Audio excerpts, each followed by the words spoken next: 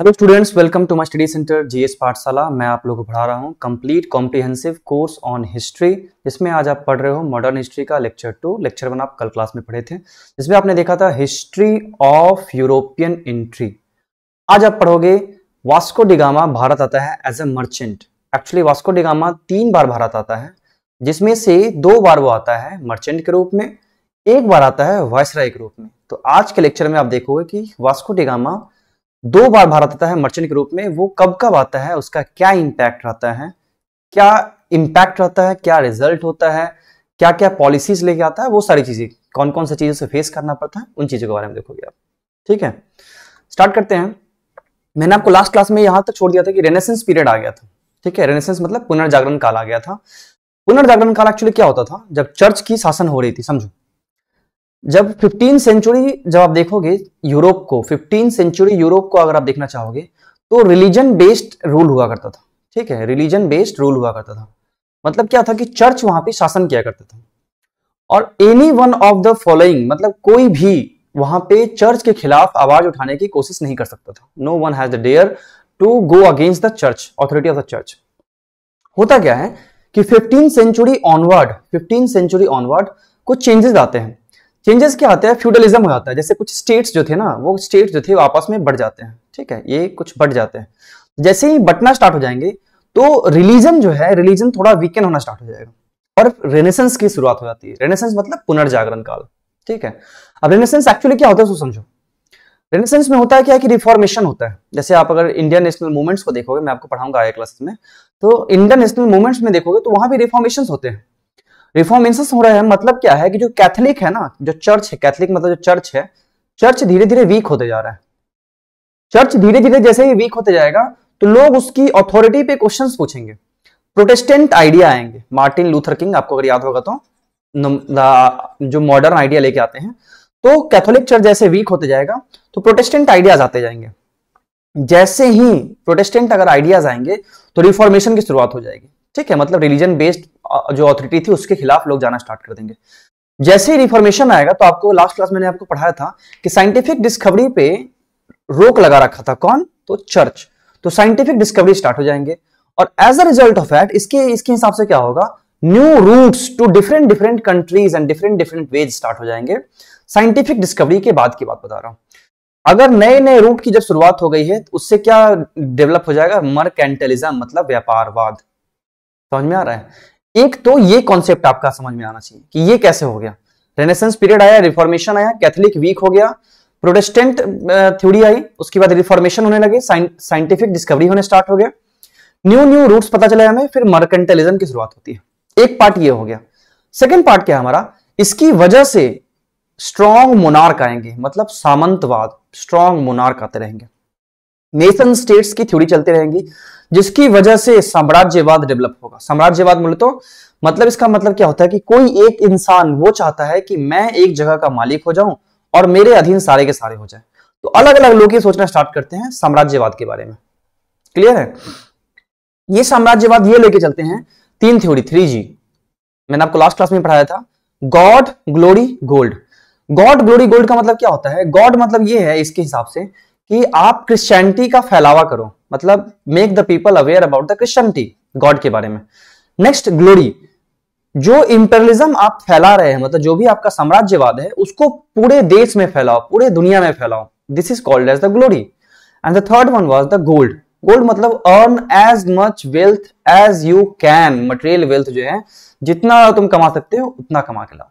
ये 3 थ्योरीज थे किसके? इंपेरियलिज्म के। इसकी वजह से क्या होता है कि अब उनके हिसाब से क्या था कि जितना ज्यादा आप इंपेरियलिज्म फैला सको या फिर जितना ज्यादा आप गोल्ड इकट्ठा कर सको, मतलब वेल्थ इकट्ठा कर सको। इसकी वजह से क्या होता है, एडवेंचरस ट्रेडर्स आते हैं। एडवेंचरस ट्रेडर्स मतलब जो दुस्साहस करने वाले होते हैं, जो सिर्फ ट्रेडिंग करने नहीं आते हैं, वो इंडिया को कॉलोनी के रूप में ही बनाने आते हैं। तो ना ही सिर्फ इंडिया, अगर आप वर्ल्ड हिस्ट्री में कभी पढ़ाऊंगा मैं आपको, तो देखोगे कि अलग अलग वर्ल्ड के अलग अलग कंट्रीज को कॉलोनी के रूप में बनाया जा रहा होता है यूरोपियंस द्वारा। ठीक है, तो कोलोनाइजेशन प्रोसेस यहां से स्टार्ट होता है। इसके कंटेम्परेरी टाइम में आपको क्या देखने को मिलेगा कि ट्रेड्स के जो रूट थे वो अरब ब्लॉक कर रहे थे।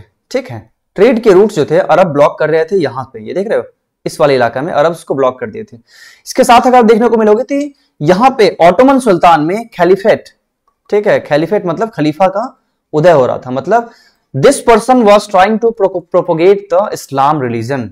समझ में आ रहा है? तो ये चीजें आपको देखने को मिलेगा एंट्री ऑफ यूरोपियंस में।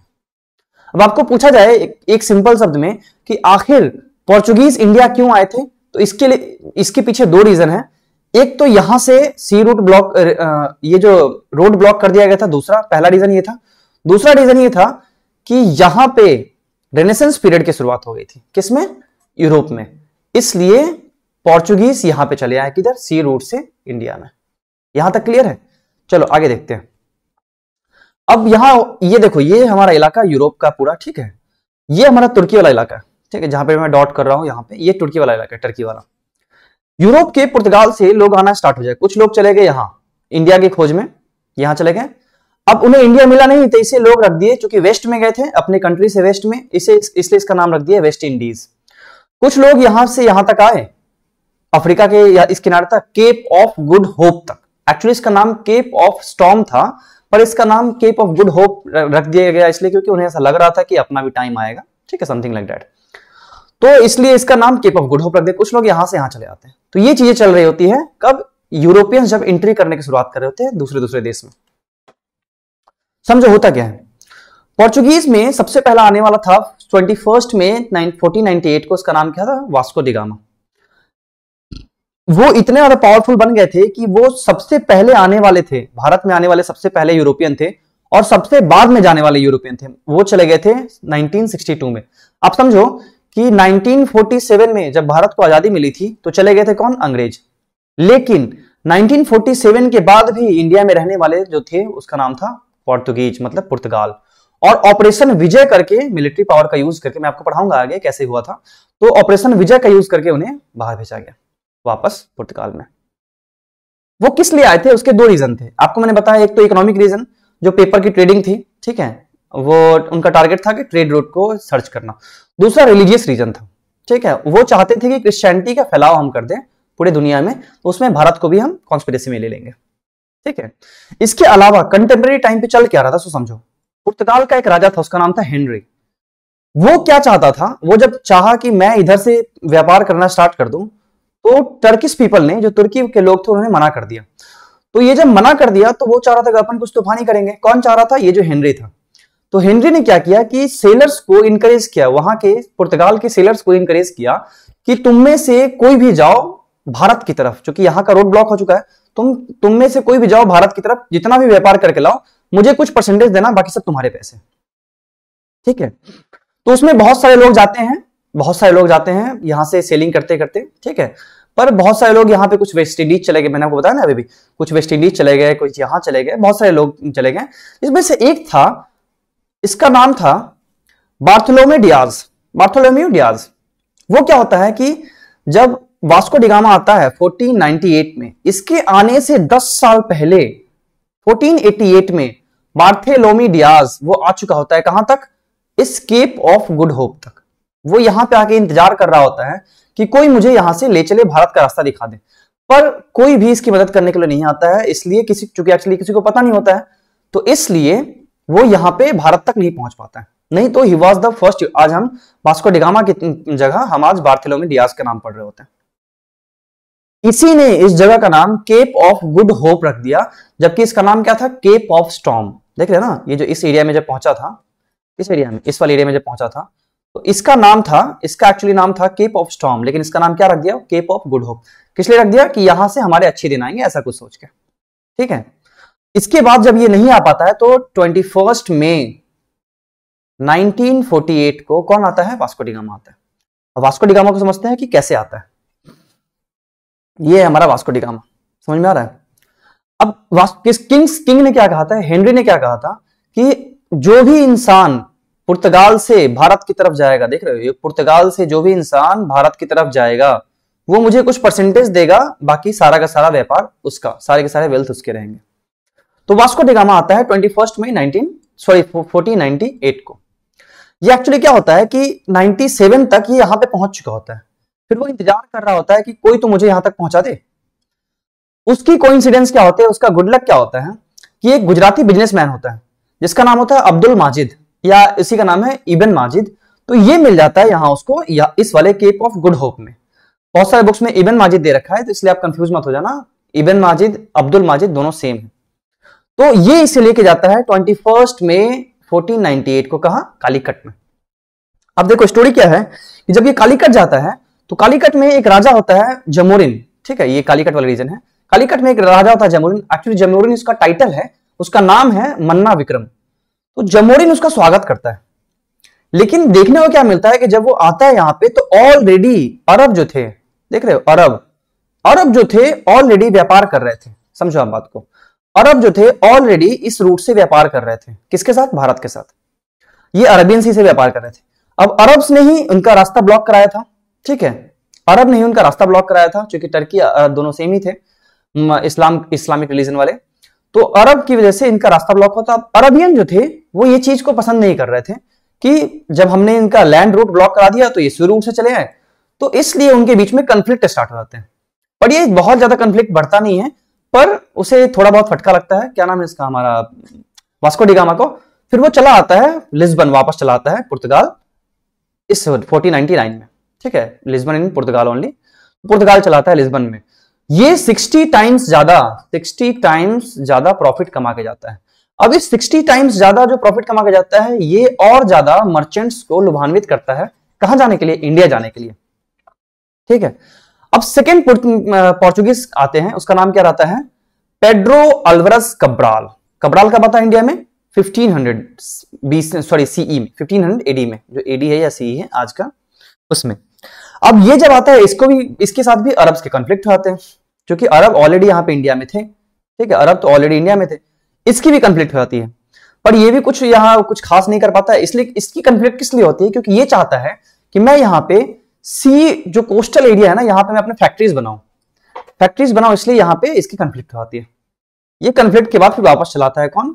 कब्राल। 1500 में आता है, उसके बाद वो वापस चलाता है। इसके बाद फिर से एक बार आएगा कौन? वास्को डी गामा 1502 में। जब 1502 में आता है तो ये क्या करता है? अरब्स को फिनिश ही कर देता है। देख रहे हो ना अरब्स सॉरी, ये क्या करता है कि अरब्स जो यहां पे व्यापार कर रहे होते हैं इसको फिनिश कर देता है। मतलब अब सिर्फ मोनोपोली किसकी हो गई? तो मोनोपोली हो गई पोर्चुगीज की। Portuguese were the only power who were controlling the authority of trade in India. Clear है यहां तक? इसको खत्म कर देता है। उसके बाद क्या करता है? वो अलग अलग चीजें स्टार्ट करता है, एक्सपैंड करता है अपने ट्रेड को। स्पाइसेस में डालते रहते हैं, सिनेमन और पेपर में। उसके बाद वो फिक्टोरियाज बनाता है। वो क्या कहते थे जो ये पोर्चुगीज होते हैं, पोर्चुगीज फिटोरियाज कहा करते थे फैक्ट्रीज को। अब समझो, जब वास्को डी गामा 1502 में आया तो उसकी कंडीशन क्या थी? ऊपर नॉर्थ की तरफ शासन कर रहा था कौन? लोधी डायनेस्टी। नीचे साउथ में अगर आप देखोगे तो विजयनगर डायनेस्टी। एक इंटरेस्टिंग फैक्ट आप समझने की कोशिश करो, Vijayanagar dynasty was confined to only the interior area, whereas जो दक्कनी सल्तनत थे, दक्कनी सल्तनत ये कोस्टल एरिया में शासन किया करते थे, ठीक है। जब वो आता है कालीकट में तो वो कोचिन में, कालीकट में जब आता है तो कोचिन में अपना फर्स्ट फैक्ट्री बैठाता है, ठीक है। फर्स्ट फैक्ट्री बिठाता है कहां? कोचिन में। उसके नीचे ये बिठाता है फिर कन्नूर में सेकंड फैक्ट्री बिठाता है, ठीक है। यहां तक तो क्लियर है आपका। इसके बाद यहां से वो चला जाता है। जब वो जाता है वापस तो इस समय जो राजा था वहां का हेनरी ये क्लियर करता है कि अब आज के बाद कोई भी मर्चेंट के रूप में भारत नहीं जाएगा। वो सोचता क्या है कि जब इतने प्रॉफिट कमा रहे हैं तो क्यों नहीं मैं अपना खुद का ऑफिशियल भेज दूं। तो उसके बाद 1503 ऑनवर्ड से जो भी पोर्चुगीज आएंगे वो कौन आएंगे? वायसराय के रूप में। मतलब जो पुर्तगाल को रिप्रेजेंट करने वाले वायसराय के रूप में आते हैं, ना कि मर्चेंट्स के रूप में आएंगे, ठीक है। अब उस मर्चेंट्स उसमें जो पुर्तगाल के जो वायसराय है उसके रूप में फिर से ये हमारा कौन आएगा? वास्को डी गामा आएगा। कब आएगा? 1524 टू 1526 ये वापस आता है। तो याद रखिएगा वास्को डी गामा 3 टाइम्स आता है। Vasco da Gama came to India 3 times. एक तो 1498 में फर्स्ट एंट्री, सेकेंड 1502 में। ये दोनों कैसे आएगा? तो ये दोनों आएगा मर्चेंट्स के रूप में। फिर लास्ट एंट्री जो उसका होगा 1524 में होगा, 1524 में ये आएगा वायसराय के रूप में। तो वास्को डी गामा को लोग ऐसे याद रखते हैं। क्लियर है आपका? अब देखो बात आगे चलती है। राजा ने कह दिया कि अब जो है 1503 ऑनवर्ड से जो भी जाएंगे इंडिया में वो कौन जाएंगे, वायसराय जाएंगे, ना कि मर्चेंट जाएंगे। तो 1505 में एक वायसराय आता है या गवर्नर आता है जिसका नाम रहता है फ्रांसिस्को डी अल्मेडा। क्या नाम रहता है उसका? Francisco de Almeida. वो स्टार्टिंग में एक्चुअली आता है 3 साल के लिए। किस लिए? तो अरेबियन सी को कंट्रोल करने के लिए। जो अरेबियन सी है ना, इसको कंट्रोल करने के लिए आता है और बहुत सारे फैक्ट्रीज बिठाने के लिए। वो ऐसा सोच रहा था कि मैं जब इंडिया जाऊंगा तो मैं फैक्ट्रीज बहुत सारे बना दूंगा। फैक्ट्रीज बोले तो उनके हिसाब से फिटोरियाज बना देंगे। अब फैक्ट्रीज हुआ क्या करते थे उसके हिसाब से, it was just a small house, warehouse जिसे बोलते हैं, ठीक है। यहाँ पे मैन्युफैक्चरिंग कुछ नहीं हुआ करता था। यहाँ पे वो लोग अपने गोदाम के रूप में इसका यूज किया करते थे। कौन? तो पोर्तुगीज जो थे फैक्ट्रीज को गोदाम के रूप में यूज किया करते थे। अब आप समझने की कोशिश करो कि जब फ्रांसिस्को डी अल्मेडा आया था, यहाँ पे लोधी वंश था, यहाँ पे विजयनगर साम्राज्य था, दक्कनी सल्तनत यहाँ पे शासन कर रहा था कोस्टल एरिया में। यहाँ पे ऑलरेडी फैक्ट्री स्टैब्लिशमेंट हो चुका है कोच्चि में और कन्नूर में, ठीक है। जब फ्रांसिस्को डी अल्मेडा आता है तो ये दक्कनी सल्तनत है वो 5 राजाओं द्वारा चलाया जा रहा था। ये जो नर्मदा है हमारा, याद रखिएगा, नर्मदा जो है, नर्मदा हमारा geographical divide of the country है। नर्मदा यहां बैठती है, this the geographical divide of the country. अब देखो दक्कनी सल्तनत में 5 राजा कौन कौन से थे? एक तो कुतुब शाही, दूसरा निजाम शाही, फिर आदिल शाही, फिर इमाद शाही और फिर बारिश शाही। अब आपको याद क्या करना है कि कुतुब शाही जो है वो गोलकोंडा वाले रीजन में शासन कर रहा था, निजाम शाही अहमदनगर वाले में, आदिल शाही बीजापुर वाले में और इमाद शाही अचलपुर वाले रीजन में शासन कर रहा था और बारिश शाही बीदर में शासन कर रहा था। क्लियर यहां तक? प्रॉब्लम क्या हो गया कि दक्कनी सल्तनत जो कोस्टल एरिया में एक्चुअली क्या था, समझो, कोशिश करो समझने की कि जो पोर्चुगीज थे उनको कहां बनाना था फैक्ट्रीज? सिर्फ सी कोस्ट पे। और सी कोस्ट पे कौन शासन कर रहा था? दक्कनी सल्तनत। अब आपको लगता है कि दक्कनी सल्तनत वहां पे उसको बनाने देगा? कोस्टल एरिया नहीं बनाने देगा। प्रॉब्लम क्या था कि दक्कनी सल्तनत का विजयनगर के साथ 36 का आंकड़ा चल रहा था। 36 मतलब एक दूसरे के दुश्मन थे। अब जो पोर्चुगीज थे, समझो, पोर्चुगीज इसका फायदा उठा लिया। दुश्मन का दुश्मन दोस्त, मतलब क्या? पोर्चुगीज बन गया विजयनगर साम्राज्य का दोस्त। अब उसमें क्या करता है कि ये इसका हेल्प लेके क्या करता है, विजयनगर के हेल्प लेके ये जाता है और अंजेडीवा आज मैंगलोर वाले रीजन में था। वो क्या था कि एक्चुअली ये आइसलैंड है, ठीक है। तो अंजेडीवा में अपनी एक फैक्ट्री बनाया था। अब उसको लग रहा था कि मैं यहां पे नहीं रुकूंगा, वो और आगे नॉर्थ की तरफ बढ़ता है, नॉर्थ की तरफ सोचता है वो दीव जाने में। अब याद रखो कि जब तक वो अंजेडीवा कैप्चर कर रहा होता था, अभी भी हमारा गोवा कैप्चर नहीं हुआ है, क्योंकि गोवा कब कैप्चर होता है? 1510 में। अब समझो कि कालीकट कब कैप्चर हो गया? 1498 में। कोच्चि कब हो गया था? 1500 में। अंजेडीवा कब हो गया था? 1502 में, 1502 में। लेकिन गोवा कब कैप्चर होगा? 1510 में। तो अभी भी गोवा कैप्चर नहीं हुआ है हमारा। समझ में आ रहा है? अब वो चाहता है कि मैं जाऊंगा दीव की तरफ। अब क्या था दीव की तरफ? दीव की तरफ जाने में क्या होता कि अगर वो दीव की तरफ जाएगा तो वो डायरेक्ट कंट्रोल कर सकता था। कहां पे? डायरेक्ट कंट्रोल नॉर्थ साइड में कर सकता था।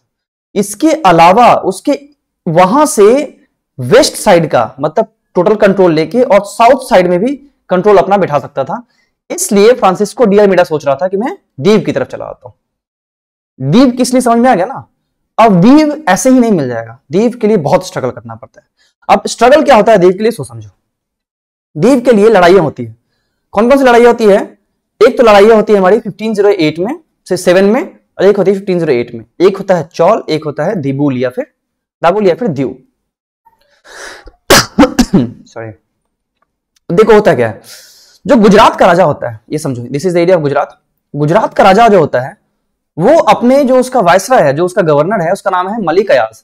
मलिक अयाज को फ्री हैंड दे दिया होता है कि तुम बस अल्मेडा को मार दो। क्यों अल्मेडा को मार दो? क्योंकि Almeida was planning to invade over the Diu area. देव गुजरात वाले रीजन में है। तो क्या होता है कि उसके खिलाफ वो षड्यंत्र रचता है और उसके खिलाफ वो लड़ाई लड़ लेता है। 1507 में चौल की लड़ाई होती है। किसकी लड़ाई होती है? चौल की लड़ाई होती है। किसके बीच में होता है? तो एक तो अल्मेडा रहेगा, ठीक है, एक तो अल्मेडा रहेगा हमारा जो पोर्चुगीज रहेगा। उसके बाद गुजरात, ठीक है, गुजरात प्लस इजिप्ट की नेवी। इजिप्ट की नेवी के साथ अल्मेडा, इजिप्ट की नेवी के साथ गुजरात वर्सेस अल्मेडा की लड़ाई होती है। इसमें क्या करता है कि इन दोनों के बीच में लड़ाई होती है और अल्मेडा जो है उसके जहाज पे ऐसे वॉर किया होता है कि उसका जहाज गिर जाता है और वो डूबते डूबते बच जाता है, फिर वो अल्मेडा वहां से समहाउ बच के एस्केप होके बाहर चला आता है। इसी लड़ाई में उसने अपना बेटा खो दिया। उसका बेटा, किसने अपना बेटा खो दिया? जो फ्रांसिस्को डी अल्मेडा था, उसके बेटा का नाम था डॉन अल्मेडा। ठीक है, डॉन अल्मेडा उसके बेटा का नाम था। अब वो सदमे में था, वो नेक्स्ट ईयर फिर से लड़ाई लड़ता है उसका बदला लेने के लिए। अब समझो, लास्ट ईयर जो अल्मेडा हार चुका था सिर्फ 2 पावर से, ओनली 2 पावर्स थे ना, गुजरात और इजिप्ट। अगली बार क्या करता है कि दीव में लड़ाई होती है। ठीक है, उसी को बैटल ऑफ दिबुल कहते हैं या दीव कहते हैं।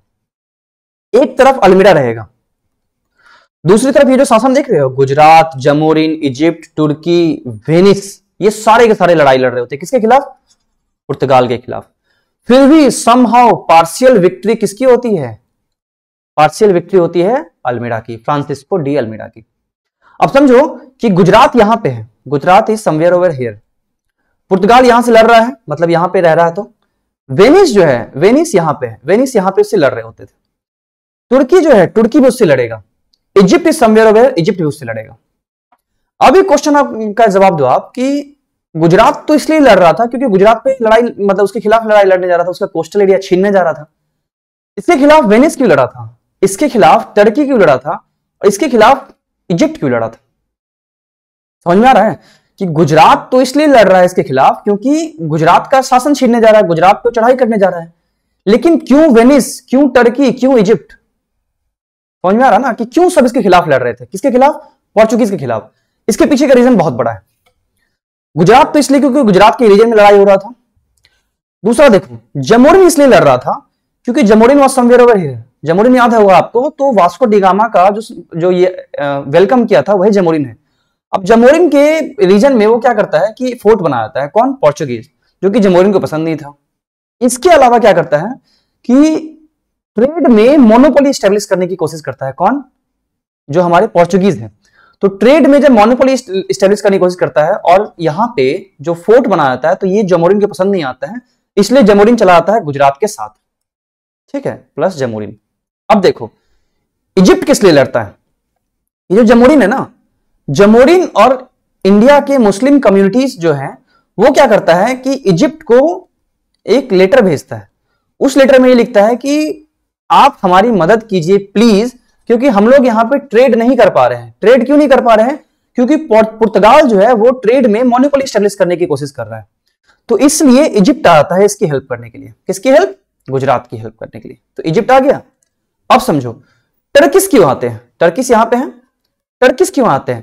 तो टर्किस को यह पसंद नहीं आता है कि जब हमने यहां पे उनका लैंड रूट ब्लॉक कर दिया है, वापस फिर से उन्होंने सी रूट ढूंढ लिया, फिर से वापस वो ट्रेड पे मोनोपोली लाएंगे, तो इसलिए टर्किस पसंद नहीं करते हैं उन्हें। उसके अलावा उन्होंने अरब से भी लड़ाई लड़ा था और अरब को भी हरा दिया था। किसने? पुर्तगाल ने अरब को हरा दिया था ना, याद होगा आपको, अभी पढ़ाया मैंने। तो पुर्तगाल ने जब अरब को हरा दिया था, तो ये सारी वजहों से टर्की ने उसका हेल्प किया था। किसका? गुजरात का। अब लास्ट बचता है वेनिस। वेनिस क्या? एक्चुअली इटली का एक राज्य है। वेनिस क्यों हेल्प करता है? वेनिस की कहानी यह है कि टर्की जो है उसके साथ फ्रेंडली रिलेशंस था। किसका? वेनिस का। तो टर्की ने कहा कि we should help India against the Portuguese, ताकि हमारा व्यापार आसानी से चल सके। इसलिए वेनिस भी आता है उसकी हेल्प करने के लिए। तो इतनी बड़ी स्टोरी थी, इसलिए आपको पॉइंट टू पॉइंट समझना यह जरूरी है कि एक्चुअली चल क्या रहा है यहां पे। ठीक है, अब आगे के क्लास में हम देखेंगे, यहां तक समझ में आपको आ गया कि फ्रांसिस्को डी अल्मेडा क्या करता है। अब आगे के क्लास में हम देखेंगे कि क्या होता है इसके बाद अल्बुकर्क आएगा। ठीक है, उसके नीनो द किन्हा आएगा, उसके बाद और भी बहुत सारे वहां पे वायसरायज आएंगे।